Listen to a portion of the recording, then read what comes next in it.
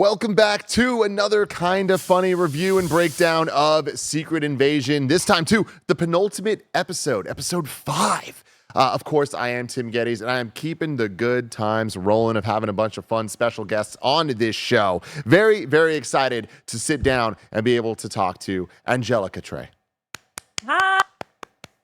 How are you doing? So you're a Twitch streamer. You're on TikTok. People probably know you, I would say, best from the New Girl TikToks and from the JJ the Jet Plane and the Toad stuff that you do.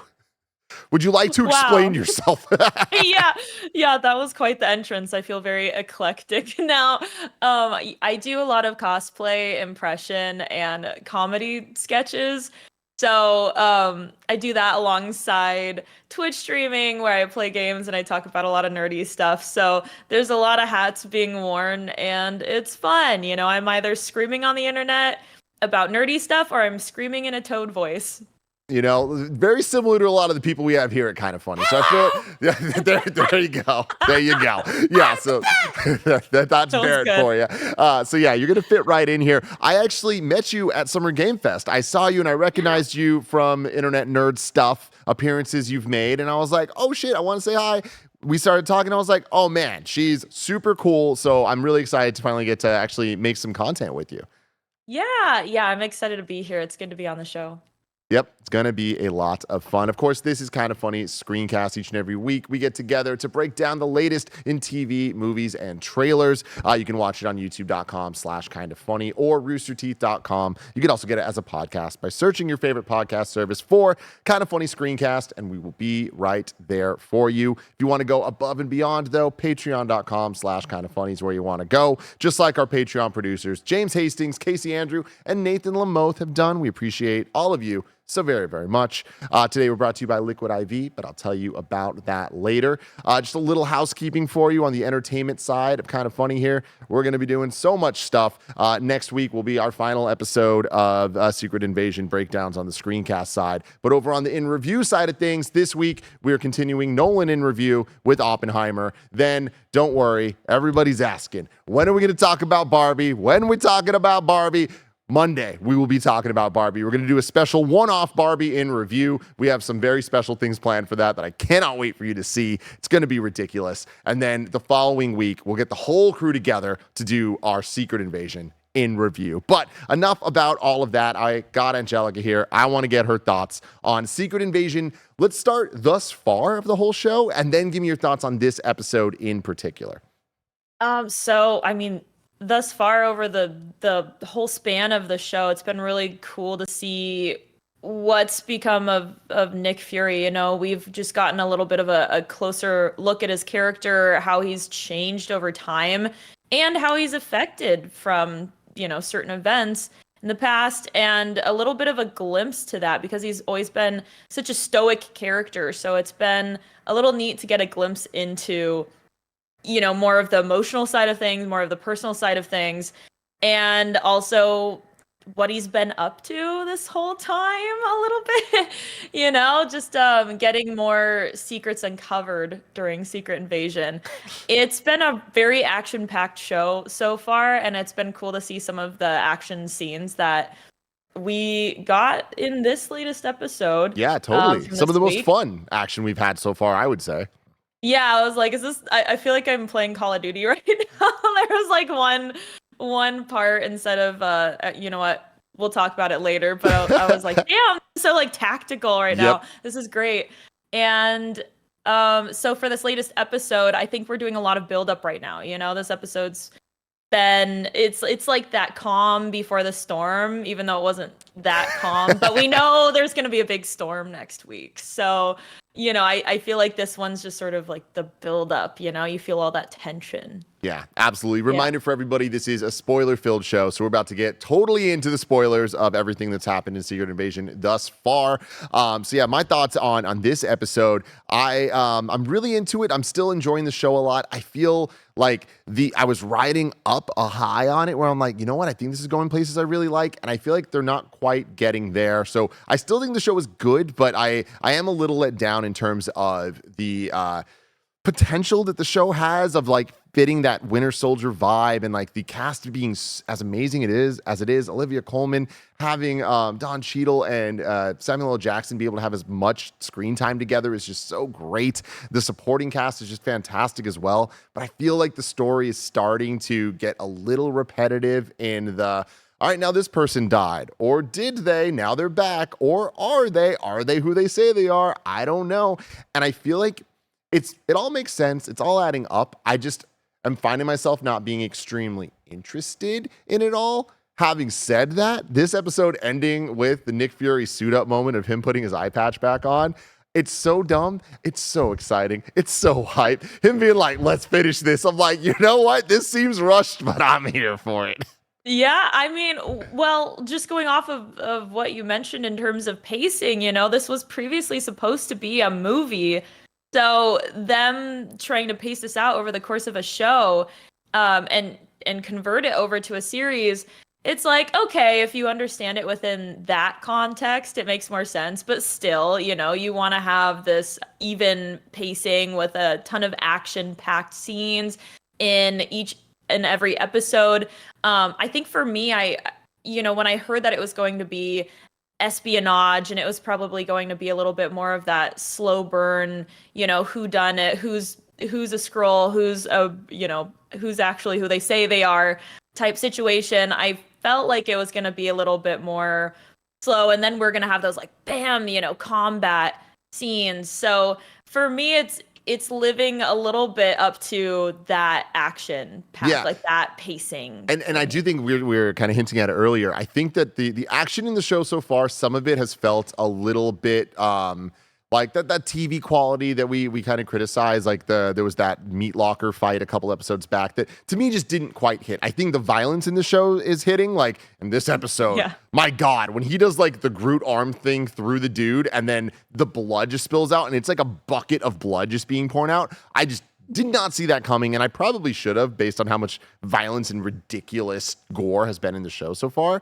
But I do think the action scene in this episode was legitimately awesome. And I think that having Emilia Clarke and Priscilla, Nick Fury's wife, be able to strap on those backpacks with the guns and have a super fun choreographed action scene like that just kept kind of rising. I think this is where you're talking about the Call of Duty stuff. Like the moment that they kind of like kicked a whole bunch of ass and then motherfuckers dropped down from the skylight like Mission Impossible style, I was like, this is hilarious. Are we watching Secret Invasion or the next Karate Kid right now? I am so into this. There was a point during that scene too where I actually had to go back because it was so fast. But all of a sudden I look over and Gaia's got that full tactical like vest on, and I went, whoa, when did she get that on? Everything just happened so quickly. And by the end of it, I felt like I was watching this full just tactical whatever just happened. But it was really cool to watch, and the choreography was great for stunts and everything. I was just like, whoa, when did that vest get on? Like, when did everyone get just insanely tactical? But it was cool to see the lockbox, pulling the gun out. Like, they were very meticulous about it. It just happened so fast. And I think something that I've like enjoyed the most about the show is the kind of two characters just sitting down normally at a table having a conversation about stuff and giving us those MCU details and the lore that we love, but then also kind of like trying to make it a little bit more than just that, and like dealing with some of the race stuff or dealing with just like the histories of these characters, or revealing the kind of beautiful backstory of Nick Fury and his wife, and her being a Skrull, and like how he's dealt with that or not dealt with it, not having to care. This episode diving into that even a little deeper with the conversation between Priscilla and Gaia, I thought was done so well, where they were having the conversation about Fury, about Talos just dying, the father of Gaia. Like, it's a lot of intense stuff going on, but for Priscilla to immediately call her out and just be like, hey, you're young. Like, you're being offensive. Like, you don't know what you're talking about. You don't know how hard this all is. Like, stop talking. You think you know everything, but you don't. I feel like that's the type of writing that I don't usually get from MCU shows. And I just thought that they did a really good job to have that moment transition seamlessly into this insane fight scene. Yeah, totally. And just going off of that as well, we've been seeing just as we're moving through the MCU, we're seeing a lot of older characters. We're getting, that intro of younger Avengers coming in, and we're all feeling that shift of like, okay, we've got some of the older folks here, and then we've got some of the younger folks, and how is Marvel going to handle that? And so we've been seeing a lot of that discomfort almost through comments like that in the MCU, and especially in Secret Invasion. So it's funny that you mentioned that, because it's like, yeah, there's been a lot of those moments where it's Yep. like, oh, you're getting older, oh, you're aging, oh, you don't know better. We're seeing a little bit of that tension between older and younger here, and as Fury's, also aging, there's been a lot of comments Oh about yeah. that during the series. So yeah, big deal. And Big I thought theme. that they handled that really well too in this one. So having the conversation between Priscilla and Gaia, have Priscilla be like, Gaia being like, "Why would you stay in this house when you know people are coming to execute you?" And she's like, "Hey, it's my terms. Let them come at me. I'm gonna be ready for them, whatever." And for that conversation to be cut off with the explosion and all the tactical green laser lights coming through, it's like, oh man! But they were ready to go because they're warriors. Like they've done this. They've had to fight for so long. And I thought Yeah. that it made sense, and especially it being Fury's wife. Like I love seeing her kind of as her own character and like be a badass herself and like be playing games and be manipulative in her own Fury way, right? That Right. we've gotten hinted at throughout the show, but I feel like this episode really was her coming to her own as a character that I thought was like really well done. Yeah, I thought that was great. It was funny because, yeah, that transition from the dialogue talking about how she's staying, in the house. She likes this place, this is her spot, and this is where she's gonna go, and she's gonna go on her terms type Yep. situation. I turned to the person I was watching this episode with, and I went, she just manifested that, because it immediately went Boom. into the combat. Yeah. I was like, whoa, that was manifested. Yeah. So you were bringing up the whole Fury being old and people constantly referencing that, and I feel like the phrase like Fury, you I'm used to not be. saying he's old. No, no, no, no, I'm no, no. not But saying the characters say it. The characters are saying it. Like Yeah. they keep just hammering home the idea that like you used to be 5 steps ahead, you're not anymore. Yeah. And something that I didn't love about this episode is it shows that Fury still is 5 steps ahead. Like he still knows what's happening for the most part. But I didn't like Olivia Colman's character kind of not knowing about Rhodey being a scroll and like giving up the information to him and her being so surprised and Fury just kind of being like, yeah, he's a scroll, and her being like, oh wow, like not knowing it. Something about that just felt like all the development that character had just went out the window because this is the second to last episode. I feel like that was like a little bit of a cop out to me. You're saying in terms Olivia of Colman's Sonya's. character. Yeah, I did kind of notice that too, because it definitely felt like, previously in the episode, she was so badass, and she would just sort of call out, hi scrolls, hi, oh, you're a scroll, like they're, like she's been somewhat all-knowing, and super cool like that.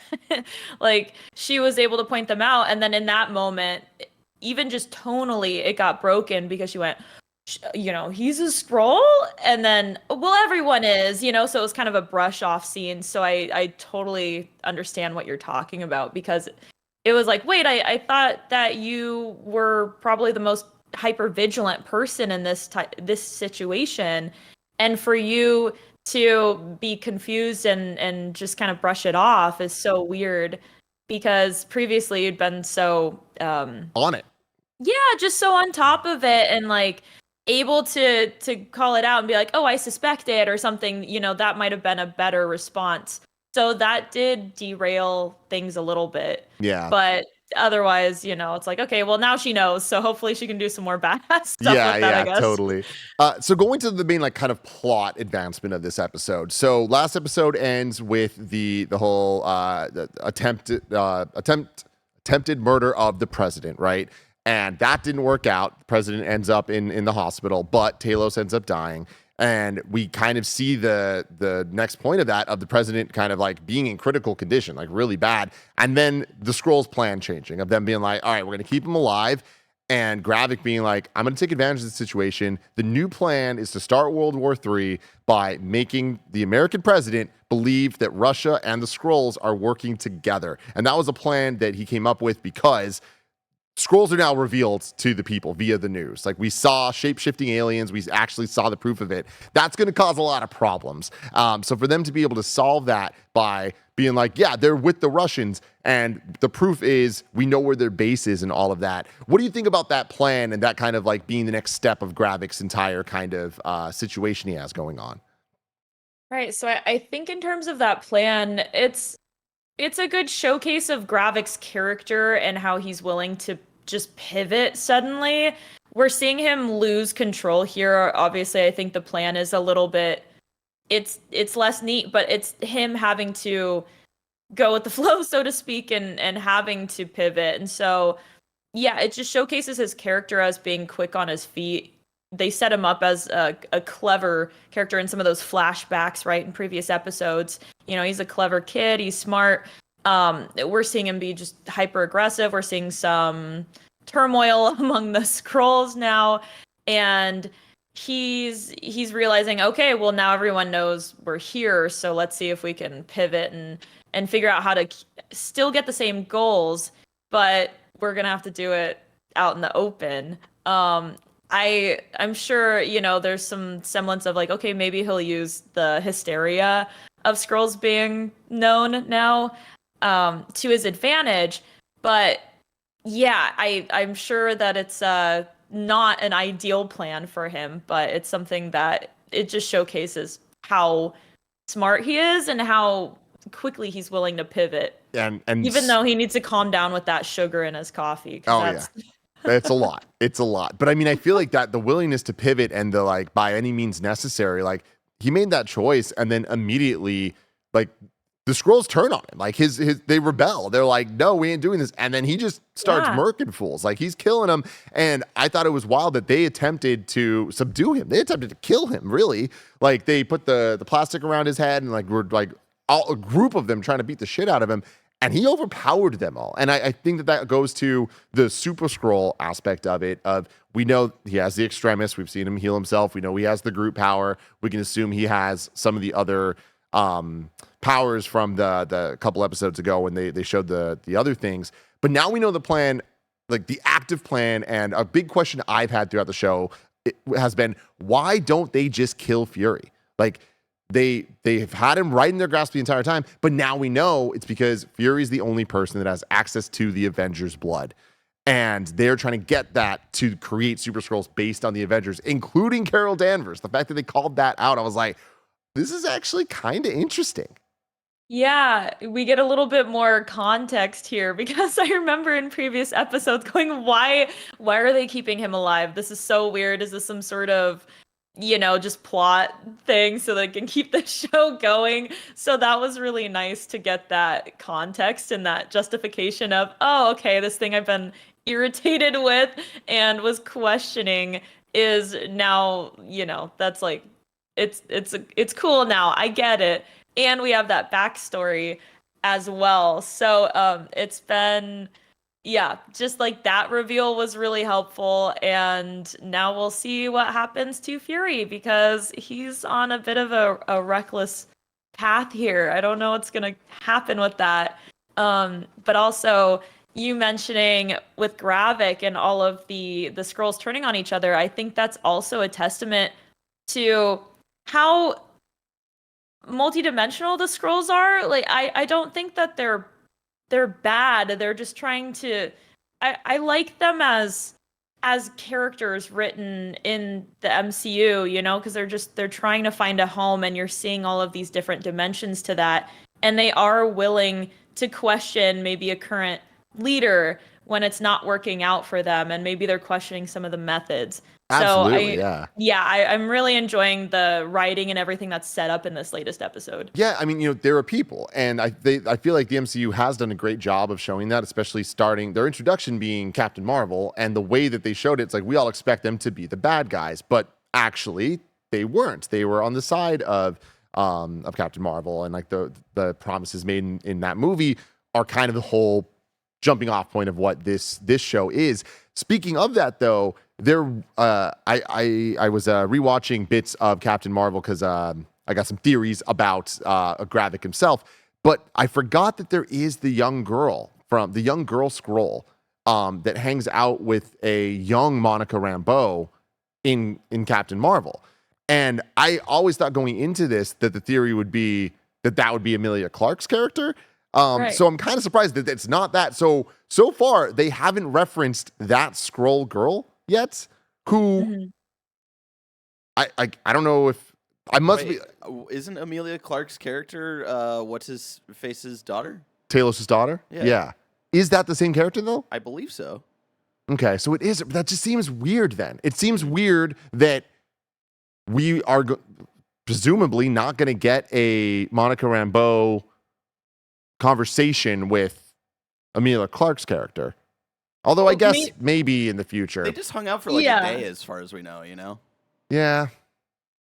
I don't know. This seems like a gun in the first act type situation. Maybe I'm totally off about this, but I think that this like Secret Invasion feels a little bit more contained, like, oh, we're not bringing in the Avengers, they're not bringing in too many other characters right now, but it will be setting up for things. I think we'll start to see a lot of setup in the next episode, because we've already seen some little hints and things from like Marvel's trailers. I won't go too into it, but like we see some characters from Secret Invasion in certain places, so we already have an idea of what might get set up in this next episode. But I think that we'll probably see Gaia reunite, or Emilia Clarke's character reunite with Monica Rambeau at some point. I think it's gonna happen. Yeah, because like now I'm thinking about it even more. Monica Rambeau, last we saw her was the end of WandaVision, when the Skrulls are like, go see Fury, he's up there. So these things are all connected in a way. I'm not expecting to see her necessarily in this show. But another question I have for you in terms of MCU stuff, I'm a little hazy on here. Captain Marvel, haven't seen in a long time. Black Widow, I saw in theaters and I haven't seen since. This episode featured a pretty big cameo or reappearance of an MCU character that we haven't seen since Black Widow. I don't remember anything about him, though. I just remember him popping up. I was like, oh, yeah, this guy was in Black Widow. Do you remember what his deal is? Same. He's like the really just chill, cool guy that comes in and helps people. Like that's kind of it, right? Him. Yeah, he's really cool. Like I saw him in this latest episode and went, oh, you. I think he's just like this fun character, and I'm glad that they still maintained his comedic relief tone, but still, it's always tough to see such a like strong character get told, oh, you're grumpy, take a nap, ooh, type thing. But it was cool to see him again and know, okay, this guy's around, he's just flying people places, like this is cool. So maybe we'll see him pop up in future stuff, but I thought that was funny. I was like, oh, is this this little Easter egg kind of thing? Like, is this hinting to something? I mean, I think it was just them trying to really connect this into that more grounded spy thriller side of the MCU, where Winter Soldier and Black Widow both kind of fall. But yeah, because I remember in Black Widow, like he helped them travel. He helped them get place to place, right? And in this one too, it seems to be semi the case. But there was the line of Fury being like, I'm going to Finland. And he said it in the TV movie way of like, okay, cool. He's going there so we can see something that we are familiar with. And I just did not expect it to be this character. So that genuinely caught me by surprise. But it also was one of those things where I'm like, man, I am into this MCU stuff. And I had to question, is that the guy I'm thinking of? Yeah, it is the guy you're thinking of, and he's back around. He's just hanging out. He's been having a good time this whole time. Yeah. So we're gonna keep this going. I want to take a quick word from our sponsors. When we get back, we're gonna give some theories on what we think is gonna happen in the next episode of Secret Invasion. This episode is brought to you by Liquid IV. Y'all know how much I love to stay hydrated, and Liquid IV makes it easier and better than ever to ensure that I'm always living my best, most hydrated life. And you can too. Liquid IV, the #1 powered hydration brand in America, is now available in sugar-free with 3 times the electrolytes of the leading sports drink, plus 8 vitamins and nutrients for everyday wellness. Liquid IV hydrates 2 times faster than water alone, and you can keep your daily routine exciting with 3 new flavors: white peach, green grape, and lemon lime. Let me tell you, the white peach is good. It's real good. We here at KindaFunny swear by this stuff. 1 stick of Liquid IV in 16 ounces of water hydrates you 2 times faster and more efficiently than water alone. Real people, real flavor, real hydrating. Now sugar-free. Grab your Liquid IV hydration multiplayer sugar-free in bulk nationwide at Costco, or get 20% off when you go to liquidiv.com and use code KindaFunny at checkout. That's 20% off anything you order when you use promo code KindaFunny at liquidiv.com. So, Angelica, we got to talk about our theories. All right, we're getting to the finale next week, which seems a little bit wild. Having said that, I do think that this episode sets us up in a way where we know what's happening. The stakes are pretty much set. We know what's there. The president is not in great shape. Do you have any predictions you want to start with here? A lot of my predictions are trying to connect things from what I've seen from trailers, like Marvel. Go for it. You can talk Marvel's about it. Trailers. Wait, from here on out, everyone, if you don't want to hear that stuff, you can leave. But for everyone else, hey, we've seen the trailers. Go for it. So overall, I think that obviously there's going to be a standoff between Gravik and Fury next week. I think that Gravik's going to maybe get the Super Scroll powers. And I think that it would just be such a weird pacing, just anticlimactic if he didn't. But I'm still trying to figure out how they're going to stop him. Maybe all of the scrolls and everyone's going to team up somehow. I think that in the long run, from what I've seen from other trailers, I do think that Fury is going to end up back at Saber. I think Gaia's going to end up over there with him as well. And then maybe we'll get a Monica Rambeau teaser. So that's what I'm thinking in terms of that. But I think that Gravik will get Super Scroll powers, and it's going to take, it's going to take a whole army to take him down. And maybe even a lot of the Scrolls will team up as well. I would be surprised if they give him the Avengers Super Scroll powers. Like, I feel like both budget-wise and they've made it pretty clear the other heroes aren't coming. Like, this episode now tripled down on Fury saying something to the extent of like, I'm not hitting up my homies because this is my personal thing, which is a weird thing to say, but sure, whatever, good dude. So I don't know if we're gonna if it goes all the way there, but I feel like I'm starting to lose steam on being 100% sure of this, but I still believe that Gravik is Talos' wife. Like, the fact that we did not see Talos' wife in the show at all, but she's referenced in every episode over and over and over, it's like something about it just doesn't add up that she had an off-screen death when she is one of the only 2 Skrulls that we knew before this show. But what about the flashbacks, though, where we saw little kid Gravik? I mean, but that's the thing with the Skrulls, they could look like anything. So it's like... That's true. Yeah. Again, I feel like this episode more than any has made me have a little bit more like, all right, maybe that's not the case. Because we do see, if I remember correctly, we see him transform in this episode for the first time. Yeah. I think we saw, didn't we see him transform in the last episode too? You're talking about Gravik? Yeah. Yeah. But what? That wasn't Gravik though. That was Rhodey. Right. Okay. Yeah. I'm confusing it right now. Okay. So you're saying Gravik is Talos's? Okay.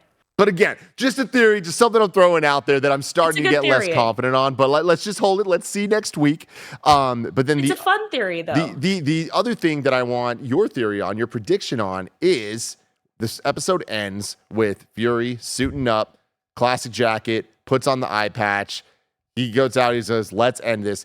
He makes a phone call. Oh, there we go. There we go. He makes the phone call to somebody. Who is it?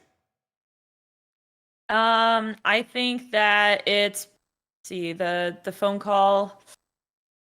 I think he's making a phone call. Ooh. Yeah, that's a good question. I got one. I got one if you want me to start. You start. It's Maria Hill.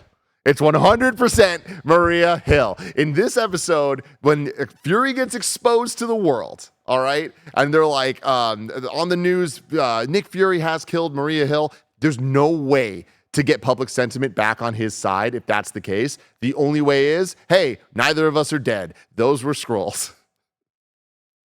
I like that theory, but usually after Skrulls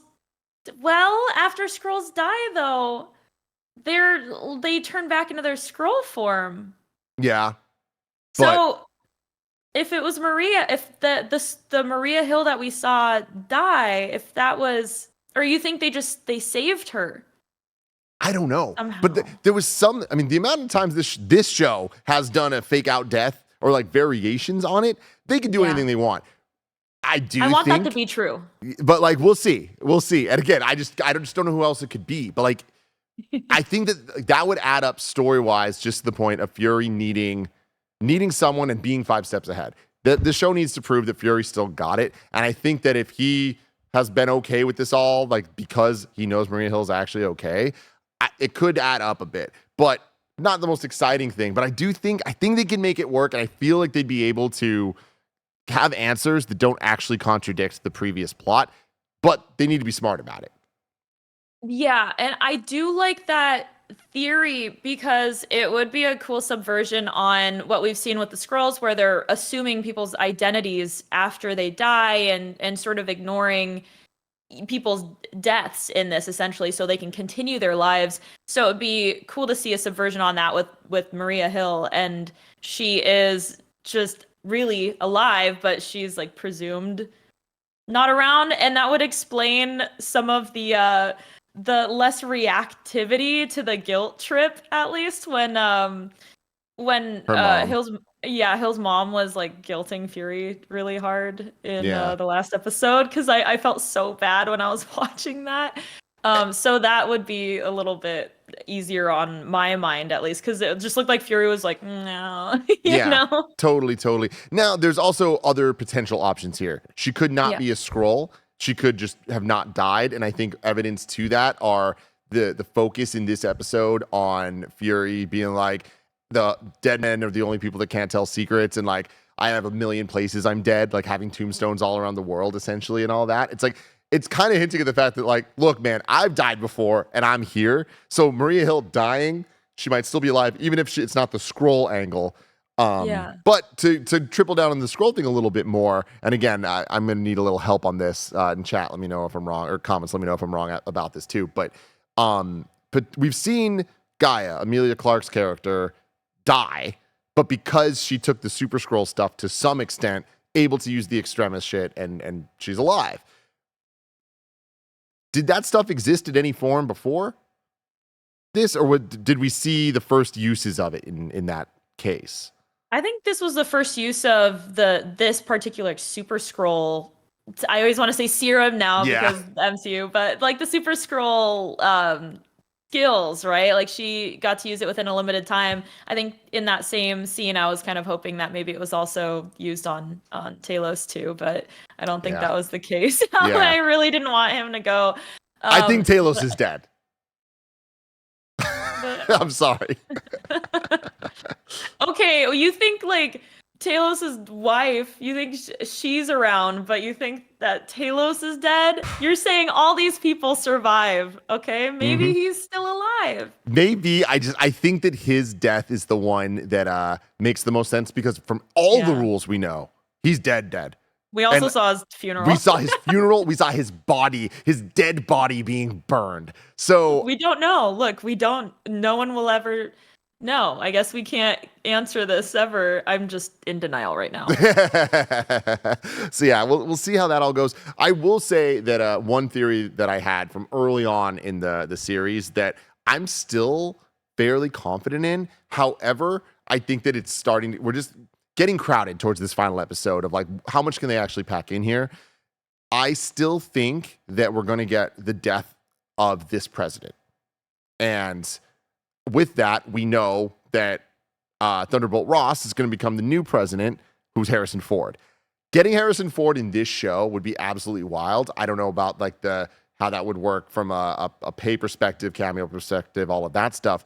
But I do think having him in like a post-credit scene to set up the future could be really interesting and would make sense, especially if you add in Julia Louis-Dreyfus in any way to connect those dots. But I feel like if that were really going to happen, we would have got some of the setup in this episode, and we didn't get too much. However, getting as much focus on the president in this episode, I'm like, they're showing he's in real bad shape. So maybe. Yeah, I do think that they're gonna set up for that as well, to have Ross come in for like filling that role.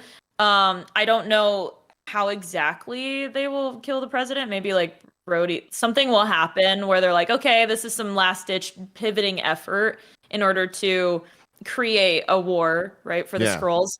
But I do think if they did try to bring him in, it would probably happen maybe at the end of the episode. And I think that they won't get a cameo, but maybe they'll pull up a picture. Like a picture. No, I think that is probably the right expectation of it. Of like, oh man, the president said, who's next in line? It's Thunderbolt Ross. And then we see a picture and now it's Harrison Ford. It's going to be a scroll up on a computer screen, you know, like, oh, who's next up? And it'll just like his picture will scroll up and it'll be like, you know? Yeah. But yeah, I feel like that's not out of the realm of possibility. I do think that they're kind of like setting up towards that. Besides those, do you have any predictions for next week? Predictions. I'm trying not to make a joke about Gravik getting a massive sugar high, but I think that in the end the sugar is gonna kill him because that's just way too much for any person. That's ridiculous. I think that Gravik is going to get Super Skrull abilities. He's gonna come down from a sugar high, and they're gonna be able to defeat him with his abilities because the sugar is just too much for his system. Yeah. No, I don't. I think that he'll maybe. Here's the thing: it doesn't make sense for Fury to hold on to this just absolute bombshell of like DNA. The scroll. Yeah, exactly. So I'm kind of hoping that he's going to be clever about it and maybe swap it out with something. It'll be a dupe. Yeah. Avengers DNA dupe, Yeah, but, it'll be like Hawkeye's DNA, and they'll be like, great. Yeah, exactly. Cool. Now he can jump on Christmas trees and survive sliding down 20 stories. Yeah, so I'm hoping that Fury's going to be clever about that the next episode. I think we're going to get set up for some, work with Saber. And then, I think that there's going to maybe get a Skrull clean out, within the government. I think that hopefully we can get, I don't know, some sort of resolution with the Skrulls, but I think there's going to be a little bit of more internal just Skrull takedown there. I think that we're going to set up for Fury and Gaia to probably end up at Saber, and we'll get an Easter egg with Ross and Monica Rambeau. Okay, cool. Wow. Yeah. So, we're fairly aligned on this. I do think that we're asking a lot there, but I think it also kind of just makes sense. I don't know that any of that really provides a satisfying ending to this show, but I do think that it's in line with what the show's given us so far. So, we'll have to wait and see. Not too long, 1 week, and we'll get this finale. And then after that, we have Ahsoka, which we will be doing our Star Wars breakdowns with me, Barrett, and Sage and Carboni. And then we got Loki season 2 coming at the right after that, which is wild to me that we're getting that. It feels so soon, even though it's been years since the first season. I've been waiting for so long for Loki season 2. I loved season 1, so I'm like, yes, inject it into my veins. What are your favorite of the MCU shows thus far? I really loved, let's see, my brain's kind of like working from now back, but obviously they came out with an absolute bang, with WandaVision and then Loki. I think those two were probably a couple of my favorites. That was such a good era for me because it was those are my favorites for sure. Okay, yeah, they were just so beautiful, and artistic and getting to the core of some of these characters in such a beautiful way. But also I love some of these, lighter, more fun shows. We got Miss Marvel, setting up for so much. And also She-Hulk was just a really, really fun series to watch. So, I have favorites, but they're favorites for different reasons. Of course, I love the heartfelt, just like grief, the grief story that was WandaVision. I wanted more. It was like, give me more morsels. I wanted to see more of her and of Vision. We'll see what happens with White Vision. Hopefully. Yeah, Vision Quest and with Agatha. What's the name of the show nowadays? They keep changing it. It's not House of Harkness. Coven of Chaos. I think that's where it's at right now. Coven of Chaos. Yeah. But it's coming at some point. Anyway, show. Angelica, it's been a great time hanging out and talking to you here. Where can people find you, and what's the best way to support you out there? Oh, you can find me over on Twitch at Ayytrae, Ayytrae. I'm streaming most days of the week, talking about nerd news and playing video games. I'm also just all around online talking about just nerdy stuff all the time. This is like my favorite thing to talk about and theorize about. So you could find me over on places like Twitter, Ayytrae. There's maybe a few spots I'm Angelica Trae if you search it up. But it was so good to be here, and I'm excited to, talk about more Marvel works, more stuff coming down the pipeline. What games do you normally play on Twitch? Are you like variety streamer, or do you focus on a couple specific things? I'm a variety streamer, but I do very, very much like playing a lot of role-playing games or horror survival games. I can't talk suddenly, but I definitely like huge fan of things like franchises like The Last of Us. I just played through Subnautica, which is a great sci-fi game. Also survival, and I just started on Jedi Survivor. Awesome. Hell yeah. Well, go support her there. Twitch, Twitter, all the different places. And let us know in the comments below what you thought about this episode of Secret Invasion and what predictions you have for the finale next week. We will be back next week to talk all about it. But until next time, I love you all. Goodbye.